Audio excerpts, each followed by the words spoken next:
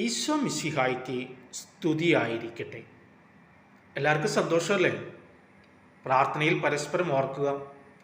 1 യോഹന്നാൻ 2-ാം അധ്യായം 5-ാം വാക്യം. യേശുവിൻ്റെ വചനം പാലിക്കുന്നവരിൽ സത്യമായും ദൈവസ്നേഹം പൂർണ്ണത പ്രാപിക്കും. ഹല്ലേലൂയ. സ്നേഹമുള്ളവരെ, ദൈവത്തിൻ്റെ കൽപ്പനകളും ചട്ടങ്ങളും നാം പാലിക്കുകയും പാപത്തെ ഉപേക്ഷിക്കുവാൻ നാം തയ്യാറാവുകയും ചെയ്താൽ നമ്മിൽ ദൈവസ്നേഹം പൂർണ്ണത പ്രാപിക്കും.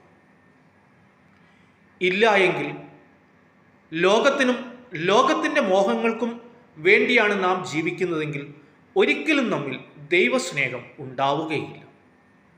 ലോകവും അതിൻ്റെ മോഹങ്ങളും കടന്നുപോകും. എന്നാൽ ദൈവത്തിൻ്റെ വചനം ഒരിക്കലും കടന്നു പോവുകയോ നശിക്കുകയോ ഇല്ല. സ്നേഹമുള്ളവരെ, ഇന്നേ ദിവസം നമുക്ക് ദൈവത്തോട് പ്രാർത്ഥിക്കാം.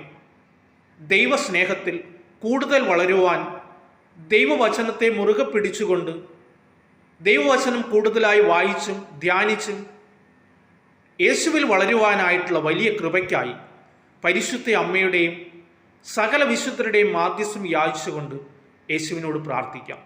പിതാവിൻ്റെയും പുത്രൻ്റെയും പരിശുദ്ധാത്മാവിൻ്റെയും നാമത്തിൽ ആമേൻ.